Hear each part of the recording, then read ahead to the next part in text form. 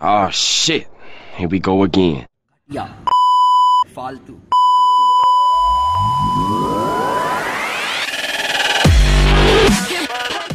Hello friends, हाय, मेरा नाम है रॉथर जेलिस इज माय नेम और स्वागत है आपका पूछो हक से सीरीज में। मैंने आपसे बोला था इस सीरीज के तहत आपके सवाल मेरे यहाँ पर आपके जवाब मिलेंगे और जो भी आपके सवाल होंगे उसमें रिसर्च आपको टॉपिक मिलेगा, मतलब ट्रुथ इंफॉर्मेशन मिलेगी, किसी भी तरह का पेड रिव्यू यहाँ पर नहीं मिलेगा। तो पूछो हक से सीरीज में कई सारे स्टूडेंट ने जो सवाल किए थे उसका मैं एक कॉमन टॉपिक लेके आया हूँ। आज हम बात करने वाले हैं top private colleges of MP, right. So इसमें हम आपको सारी चीजें बताएंगे इन डिटेल ताकि आप एक अच्छा कॉलेज चूज कर सको और उसकी एक रियलिटी आप समझ सको। उससे पहले मैं आपको एक चीज बता दूं, यहाँ पर टॉप अगर हम बात करें टॉप कॉलेज होते ही क्या है। सो गवर्नमेंट कॉलेजेस की अगर हम बात करें तो मैंने आपको बताया था IITs, NIT, triple ITs obviously क्योंकि सबसे ज्यादा डिमांड इनकी होती है, लेकिन इसके बाद स्टेट गवर्नमेंट कॉलेज आते हैं जो कि हर स्टेट में होते हैं। अगर हम मध्य प्रदेश की बात करें, मैंने पिछला वीडियो बनाया हुआ है, जाके आप देखिए। लेकिन मध्य प्रदेश में कौन से, HGSIT, DAV भी आपका आ जाता है, JEC आ जाता है, MITS आ जाता है, RGPB, इसके बाद तो जेन इंजीनियरिंग कॉलेज, जेन इंजीनियरिंग सम्राट। सो ये आपके कॉलेज है गवर्नमेंट कॉलेज। अब इसी तरीके से मध्य प्रदेश में टॉप कॉलेज क्या है, तो टॉप से पहले आपको एक चीज समझनी होगी कि टॉप कॉलेज में मैंने यहां पर नंबर 1 कॉलेज रखा है एलन सिटी 1994 को, एलन सिटी 1994 को। तो कॉलेजेस को आपको एज ए कॉलेज नहीं समझना, उसकी ब्रांचेस वाइज उसको डिफाइन करिए, राइट। एक कॉलेज में नंबर 1 पे मैंने उस कॉलेज को रखा है, उसकी CS ब्रांच को, लेकिन यकीन मानिए मेरे दोस्त, उसी कॉलेज की दूसरी ब्रांच 100 में भी नहीं है, टॉप 100 में भी नहीं आती। मध्य प्रदेश के टॉप प्राइवेट 100 अगर हम उसकी लिस्ट बनाए, ब्रांचेस वाइज डिवाइड करें कॉलेजेस को, तो यकीन मानिए मेरे दोस्त क्या वो 100 में भी नहीं आती। तो इतना डिफरेंस है एक ब्रांच में और दूसरी ब्रांच में अगर आप टॉप कॉलेजेस को समझेंगे। अब देखिए यहाँ पर एलन सिटी, अगर आप टॉप कॉलेज को ही समझ रहे हैं कि एलन सिटी कॉलेज टॉप है, आपने आंख बंद करके वहाँ एडमिशन ले लिया। एलन सिटी कोई एक कॉलेज नहीं है, एलन सिटी की एक डिपार्टमेंट है जो कि 1994 में स्टेब्लिश हुआ था, वो सिर्फ एक है, लेकिन उसके बाद एक दूसरा डिपार्टमेंट है, राइट, एक तीसरा डिपार्टमेंट है। पहले जो ज्ञान गंगा हुआ करता था, इन्होंने उसको टेक ओवर किया, अब वो एलन सिटी ई के नाम से, फिर एलन सिटी साइंस के नाम से, कोई 2007 में स्टेब्लिश हुआ है, कोई 2006 में स्टेब्लिश हुआ है, राइट। सो साइंस और एक्सीलेंस के नाम से भी है। सो अब आपको ये चीज समझना होगी, बहुत जरूरी है ये चीज समझना, राइट। सो हम अब बात करते हैं, पहले मैं आपको समझाता हूं कि टॉप 1 में कौन सा कॉलेज आता है। टॉप 1 पे हम कॉलेज ब्रांचेस वाइज बात कर रहे हैं, Allen city CS। Second number पे आता है आपका एक्रोपोलिस CS, इंदौर में ये कॉलेज है। तीसरे नंबर पे आता है आपका अगेन यहाँ पर मेडिकेप CS। पहले ये यूनिवर्सिटी था, सॉरी अभी यूनिवर्सिटी है, पहले ये RGPB से एफिलेटेड था, तो वैल्यू थोड़ा सा ज्यादा थी, अभी घटी है, लेकिन फिर भी CS में कहीं ना कहीं अपनी एक वैल्यू बनाए हुए अगर आप प्लान कर रहे हो तो आप ले सकते हो, राइट। इसके बाद अगर हम बात करते हैं मेडिकेप्स के बाद यहाँ पर आपको एलन सिटी का IT, राइट, ये चौथे नंबर पे मैंने रखा हुआ है इनका प्लेसमेंट और बाकी सारी चीजों के।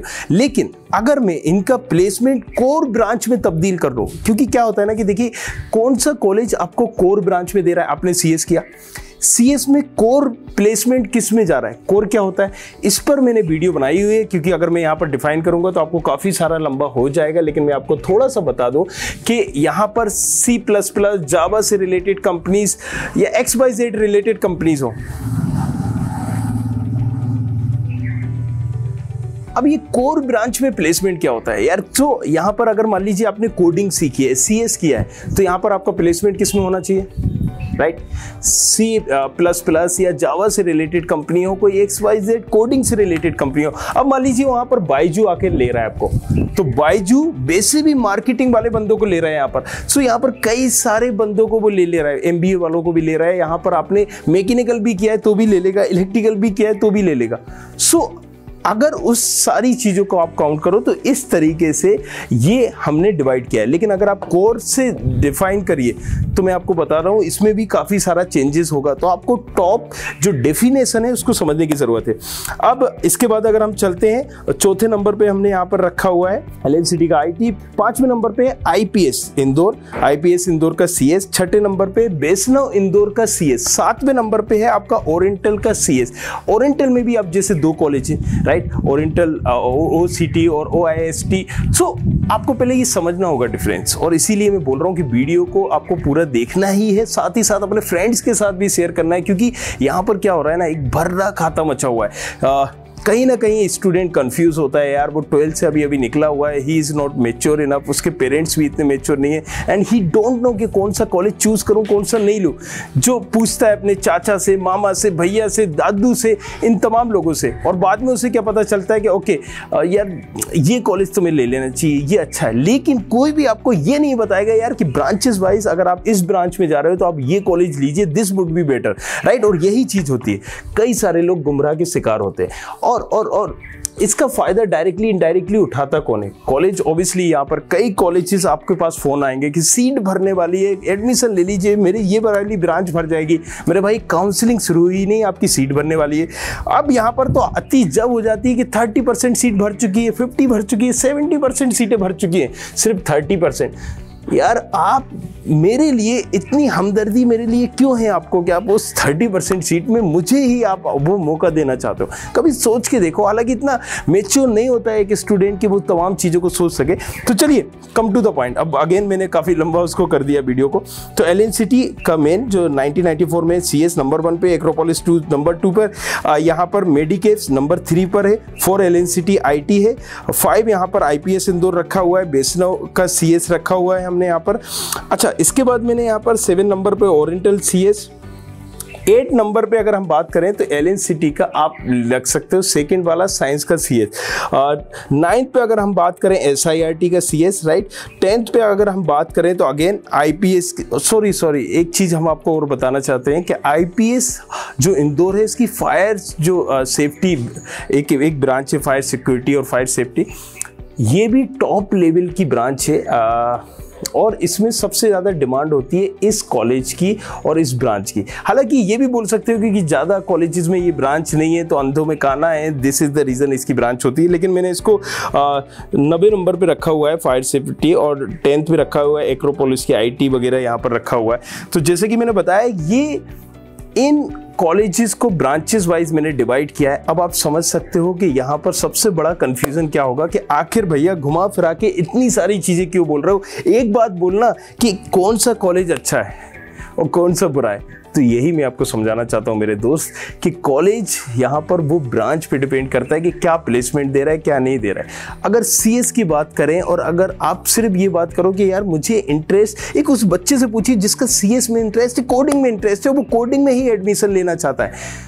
और उसको बायजू पकड़ा दी जाती है, तब आपको समझ में आएगा कि आप यहाँ ठगे गए हो। सो अकॉर्डिंग दैट अगर हम बात करें तो ये भी चेंजेस पूरा हो जाएगा जो मैंने आपको बताया, राइट। सो इसके अकॉर्डिंग ब्रांचेस के हिसाब से आपको समझना जरूरी है कि LNCT जो नंबर 1 कॉलेज है मध्य प्रदेश में, वो नंबर 1 पर मैंने उसे रखा हुआ है, लेकिन उसकी दूसरी ब्रांच टॉप 100 पर भी नहीं रखी हुई है। Can you amazing? अब बहुत सारे लोग होंगे नीचे कमेंट करेंगे क्या बेवकूफ़ इंसान है, क्या ज्ञान दिए जा रहा है, हर कुछ लेक्चर दे रहा है। लेकिन मैं एक आपको बताऊं कि आप थोड़ा सा इस पर रिसर्च करिएगा, जानिएगा, क्योंकि मेरा बहुत सारे लोगों से 1-to-1 इंटरेक्ट हो चुका है, बहुत सारी चीज़ें मैं देखता आ रहा हूँ, काउंसलिंग 7 सालों से देखता आ रहा हूँ, एक डिमांड भी पता है मुझे, सारी चीज़ें पता है। इवन आप नंबर बताएंगे, मैं ये तक बता सकता हूँ कि आपको इस कॉलेज में जाके ये ब्रांच मिलेगी। अब आपको लग रहा होगा कि यार क्या कोई अंतर आमी है क्या? नहीं मेरे भाई, ये तजुर्बा, एक्सपीरियंस जो मैंने फेस किया है वो तमाम चीजें बता रहा हूं, ये अंदर की इनसाइट। क्योंकि सिर्फ एक काउंसलिंग में ही एक दिन में मैं 100 से ज़्यादा स्टूडेंट से कनेक्ट होता हूं, तो आप समझ सकते हैं कि कितने लोगों से मैंने एक रिव्यू लिया होगा, फ्रीडम ली होगी, तब जाके आपको बता रहा हूं। चलिए अब अगर हम दूसरी बातें करते हैं, जैसे मैंने बताया कि टॉप 100 में ये कॉलेज, एक ही कॉलेज की दूसरी ब्रांच नहीं है। अब एडमिशन कितने तरीके से होता है, तो पहला तो आपको ये समझना होगा, एडमिशन यहाँ पर मैंने पिछली वीडियो बनाई हुई है। एडमिशन आपका एक यूनिवर्सिटीज़ होती हैं, तो जितनी भी यूनिवर्सिटी हैं ये आपको मेरिट के आधार पर दे देती है। मेरिट क्या, अब इनकी एक खुद की सारी कंडीशंस होती हैं। कहने को तो ये मेरिट बोलते हैं, लेकिन 60% से कम नहीं लेंगे, लेकिन फिर बाद में कंसीडर कर लेते हैं। क्यों भाई, आपका कौन लगता है वो चाचा? तो यार तुम्हारे लिए मैंने ये कर दिया है, तुम्हारे लिए हमने 50% पे भी कर दिया है, लेकिन हम यहाँ पर 60% से कम नहीं लेते। और दूसरा होता है DT काउंसलिंग के थ्रू, तीसरा जोसा काउंसलिंग के थ्रू, और जो चौथा है डायरेक्ट एडमिशन। तो अब डायरेक्ट एडमिशन आपको ब्रांच वाइज कॉलेज को चूज करना बहुत ज़रूरी है। और ब्रांच वाइज के साथ साथ जो कॉलेजेस की फीस है वो मैं बार बार बोल रहा हूँ कि फुल फीस पे मत लीजिए आप। अगर डायरेक्ट एडमिशन ले रहे हो फीस आपकी बहुत लो होनी चाहिए। इस पे मैंने लिस्ट बनाई हुई है इसी हिसाब से कि सीएस के लिए क्या फीस होगी, आईटी के लिए क्या फीस होगी, इलेक्ट्रिकल के लिए क्या फीस होगी। और ये फीस राइट जो एक चलती है मार्केट में, क्योंकि जब आपको एडमिशन आपने ले लिया और वहां पता चल रहा है कि मेरा XYZ फ्रेंड है उसकी मुझे 30,000 फीस लग रही है, मेरी भैया वहां पर 80,000 फीस लग रही है, तब आपको ये चीज़, मेरा ये वीडियो जब आप देखोगे तब आपको ये चीज़ समझ में आएगी कि मैं क्या बोला करता था आपसे, राइट। सो फीस भी मैंने यहाँ पर डिफाइन की हुई है, उसकी लिस्ट हमने पिछले वीडियो में डाली थी, आप जाके उसे देख सकते हैं। नहीं तो मैं वीडियो के नीचे एक लिंक भी डालता हूँ, वहाँ पर आप पूछ सकते हो फॉर्म भर के या व्हाट्सएप से ये तमाम फीस के बारे में। ओके, तो चलिए अब अगर हम बात करें डायरेक्ट एडमिशंस की, तो डायरेक्ट एडमिशंस जैसे कि कई लोगों ने बोला कि सर कई कॉलेज वाले हमें कॉल कर रहे हैं, बोल रहे हैं कि आपको ये वाली ब्रांच मिल जाएगी, अभी आप अगर एडमिशन लोगे 5,000 दे दो, 2,000 दे दो, 10,000 दे दो। क्या वो आपको लिख कर दे रहे हैं? क्या आपको वो श्योरिटी दे रहे हैं? राइट अगर मान लीजिए मैं किसी कॉलेज में जाता हूँ, किसी XYZ पर्सन के लिए अगर मुझे एडमिशन कराना होगा, ट्रस्ट मी मैं लिख कर लेता हूँ। आप कौन सी ब्रांच दोगे? ये ब्रांच दोगे, ठीक है, आप ये वाली ब्रांच दीजिए, मुझे और कोई ऑप्शंस में नहीं चाहिए। ये गेम जो ऑप्शंस का होता है ना, बड़ा गंदा होता है और यहीं पर पूरा खेल होता है। अगर उन्होंने आपसे ऑप्शंस डलवा लिया तो यहाँ पर आपका बैंड बज गया, समझिए। तो आपको पहले समझना होगा इन तमाम चीज़ों को कि आप जो ब्रांच चाह रहे हो, तो राइट क्लियर पूछिए कि मुझे सीएस में इतनी फीस पर मिलेगा। ओके, अगर मैं ईसी लेता हूँ, चलिए मैं ऑप्शंस दे रहा हूँ आपको, आप बोल रहे हो मुझसे ऑप्शंस, में ऑप्शंस दे रहा हूँ, लेकिन मुझे बताइए कि ईसी ब्रांच में आप मुझे कितनी फीस पर देंगे, आईटी ब्रांच में आप मुझे कितनी फीस पे देंगे। आईटी मुझे मेन पे चाहिए, सेकेंड पे चाहिए, थर्ड पे चाहिए, वॉट एवर जहाँ पर भी आपका डिसीजन हो। सो कई कॉलेजेस में, मेन कॉलेजेस में भी 30-30 हज़ार फीस होती है। आईटी जैसी ब्रांच की, ईसी जैसी ब्रांच की 40-40 हज़ार फीस होती है। इसीलिए मैंने कहा कि ये सारी चीज़ें ना, हर चीज़ में कैमरे के सामने नहीं बता सकता हूँ, लेकिन यार समझदार को इशारा काफ़ी। तो आप देख सकते हो जो लिस्ट मैंने पिछली बार रिलीज़ की थी उसमें, राइट। सो अगेन ये एक और पॉइंट मैंने लिखा था, क्योंकि दो स्टूडेंट का, यहाँ प्रशांत का और अमित का यहाँ पर क्वेश्चन था कि सर जो सीट वगैरह भर गई है फिर हम कैसे लेंगे एडमिशन इस ब्रांच में। सीट ना किसी भी कॉलेज की, एक भी कॉलेज की नहीं भरनी है जब तक कि काउंसलिंग चालू नहीं होनी है। मैंने पहले भी आपको बताया था कि आरजीपीवी से जितने भी एफिलिएटेड कॉलेज हैं, आरजीपीवी ने क्लियर इंस्ट्रक्शन दे रखे हैं कि हम एडमिशन लेंगे भैया डीटी काउंसलिंग के थ्रू ही लेंगे। इसका मतलब सीधी सी बात है कि कोई भी आपका एडमिशन कोई भी कॉलेज नहीं ले सकता। हाँ, ये प्रोसेस कर सकते हैं कुछ टाइम बाद। अच्छा कुछ टाइम बाद सर HOD का कॉल आया था, उन्होंने ये बताया। सो मैं ये भी बता दूं आपको कि देखो ये सारी चीज़ें होती रहेंगी। आप बोलोगे फिर HOD आपको कॉल करेगा कि देखिए हमने आपके लिए रिजर्व कर रखी है, आपको सीट चाहिए नहीं चाहिए आप बता दीजिए, अदरवाइज हम किसी और को दे देंगे। क्या आपके हाथ में है? यार क्यों इतना पीछे पड़े हुए हो? मतलब क्या मैं आपके रिश्तेदार लग रहा हूँ? राइट। सो ये सोचने वाली बात है। अच्छा, अब हर कॉलेज यहाँ पर बोलता है कि मेरा प्लेसमेंट 100% है सीएस ब्रांच में, 80% है, 70% person get place here there, और देखिए आपका पर्चा भी उड़ गया। Okay, so here there and all. लेकिन एक मुझे बताइए कि सर्वे खुद ये बोलता है कि अगर इंडिया की हम बात करें तो 50 इवन टाइम्स ऑफ इंडिया ने ये चीज़ बोली थी कि 58% जो हैं वो आपके प्लेस ही नहीं हुए बच्चे, राइट। इंजीनियरिंग करने के बाद डिडंट गेट प्लेस, मतलब 60% बच्चे आप अमेजिंग कर पा रहे हो कि प्लेस ही नहीं हुए 50। ये मैं नहीं बोल रहा हूँ, ये टाइम्स ऑफ इंडिया के एक आर्टिकल में, अभी अब मैं देखिएगा उसका लिंक भी हो सका तो मैं डाल दूंगा।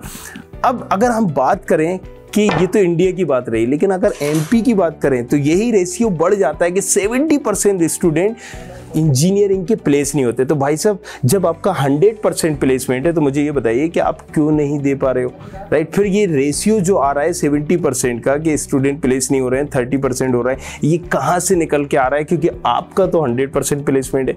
तो ये सारी चीज़ें ना, इंडिया में एक लॉ नहीं है किसी भी चीज़ पे, कि जो मिथ फैलाया जाता है, झूठ फैलाया जाता है, उस पर लॉ नहीं है। अब जैसे कि मैं बता रहा हूँ, जो मैं इन्फॉर्मेशन दे रहा हूँ, कई लोग यहाँ पर जाके कमेंट करेंगे, बताएंगे कि ऐसा नहीं, ऐसा है, विदाउट विदाउट कोई सोर्स, विदाउट कोई फैक्ट, उनमें मतलब कोई रियलिटी है या नहीं है, लेकिन बस उनको ज्ञान देना है, राइट। सो आपको समझना होगा कि ये सारी चीज़ें जो 60% Indian student didn't get place in engineering, वही रेशियो 70% हो जाता है मध्य प्रदेश वाले स्टूडेंट के लिए। सो अब आपको एक चीज़ ये सबसे इंपॉर्टेंट है कि अगर आप सही कॉलेज नहीं चूज करोगे, राइट, अगर सही कॉलेज नहीं चूज करोगे, ब्रांचेस वाइज उसको पहले तोलिए आप, ये कॉलेज वाइज मत तोलिए, राइट, मैं बार बार बोल रहा हूँ। और फिर ब्रांचेस वाइज भी उसमें आपकी फीस क्या होगी, क्योंकि आपके पास अगर ज़्यादा पैसा है तो आप ठीक है इसी तरह से लुटाते रहिए, लेकिन एक आपका फ्रेंड उसी कॉलेज में, उसी ब्रांच में जिसमें आप पढ़ रहे हो 40,000 की फीस में पढ़ता है और आप 80,000 की फीस में पढ़ रहे हो, इज इट सेंस और समथिंग, या ये बेवकूफ़ी की निशानी है? तो सोचना होगा आपको इसके बारे में भी, राइट। सो बने रहना है आपको हमारे साथ, हम इसी तरह की इन्फॉर्मेशन आपको देते रहेंगे। One more thing, last time बस मैं यही बोलूँगा कि अगेन जो भी कॉलेज प्लेसमेंट का बोल रहा है आपको, यहाँ पर बोल रहा है कि मेरा इतना प्लेसमेंट है, उतना प्लेसमेंट है, आप उस ब्रांचेस में पूछिए कि कितना प्लेसमेंट है, कोर में तुमने कितना दिया। अगर आप कोर पे निकालने आओगे ना तो कई एमपी के कॉलेजेस की हालत खस्ता होने वाली है। कोर पे हम प्लेसमेंट की जब बात करेंगे तो इस पर भी हम रैंकिंग सिस्टम लाएंगे, डोंट वरी। मिलूंगा आपको नेक्स्ट वीडियो में, बताऊंगा वो सारी चीज़ें जो आप पूछना चाहते हो। तो पूछो हक से, किसी भी तरह का डाउट हो तो नीचे डिस्क्रिप्शन में सारी चीज़ें दी गई है, पूछिए हक से। चलो करें engineering. I hope you like this video. For more such videos, keep watching our channel. And do not forget to like, share and subscribe.